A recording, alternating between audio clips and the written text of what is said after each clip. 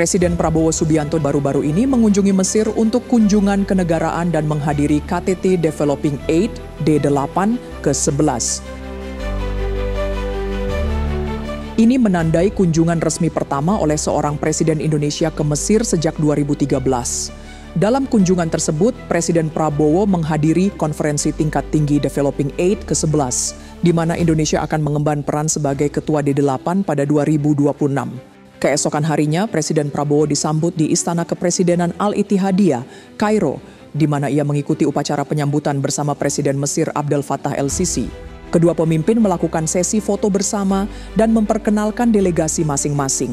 Upacara penyambutan kenegaraan diakhiri dengan pernyataan pers bersama dan jamuan makan siang kenegaraan yang diselenggarakan oleh Presiden el-Sisi. Dalam kunjungannya, Presiden Prabowo melakukan pertemuan bilateral dengan Presiden el-Sisi untuk memperkuat kerjasama kedua negara. Mereka menekankan hubungan historis antara Mesir dan Indonesia serta membahas berbagai bidang kerjasama, termasuk hubungan perdagangan melalui perjanjian perdagangan preferensial dan kerjasama budaya, khususnya dalam mempromosikan pencak silat. Mereka juga menyatakan komitmen untuk mendukung perjuangan kemerdekaan Palestina dan mempromosikan Islam moderat. Presiden Prabowo juga bertemu dengan Syekh Besar Al-Azhar Imam Al-Tayyib di Masyaket Al-Azhar, Kairo. Pertemuan ini bertujuan untuk memperkuat hubungan keagamaan dan kerjasama pendidikan antara Indonesia dan Mesir. Hubungan historis antara Indonesia dan Al-Azhar disorot karena banyak mahasiswa Indonesia yang belajar di sana. Pertemuan tersebut menekankan peran kedua negara dalam mempromosikan perdamaian dan kerukunan antarumat beragama di seluruh dunia. Lebih lanjut, Presiden Prabowo bertemu dengan mahasiswa Indonesia yang belajar di Universitas Al-Azhar, Kairo.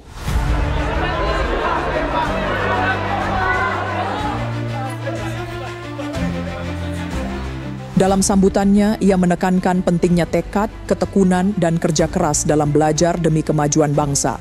Ia mendorong para mahasiswa untuk menghargai keberagaman dan mengambil inspirasi dari tokoh-tokoh terkemuka seperti Presiden Indonesia keempat, Abdurrahman Wahid.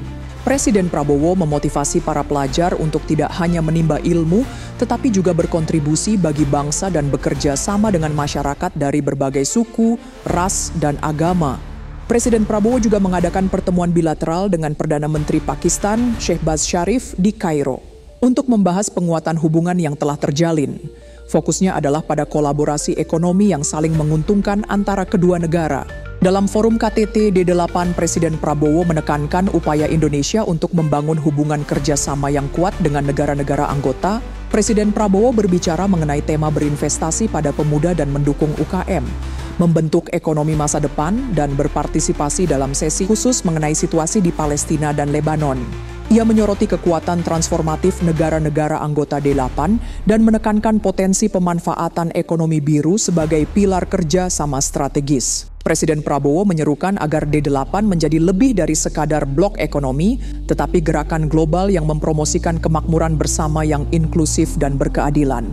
Ia mengajak para pemimpin untuk menjadikan D8 sebagai katalisator perubahan positif dan menegaskan kembali komitmen Indonesia untuk berkolaborasi dan pertumbuhan ekonomi demi kesejahteraan rakyat. Secara keseluruhan, kunjungan kenegaraan Presiden Prabowo ke Mesir difokuskan pada penguatan hubungan bilateral, promosi kerjasama budaya dan pendidikan, serta penegasan komitmen Indonesia terhadap perdamaian dan kerukunan internasional. For that, D8 must be united. We must work together to be united. We must leave behind our differences. We must look for the greater good of our peoples. Without unity, without integration, we will be weak. And if we are weak, we will be exploited. That is the law of history. In this spirit, Indonesia reaffirms our commitment to strengthening the D8. And also, we must consider if it's not wise for us now to invite more members to join the D8.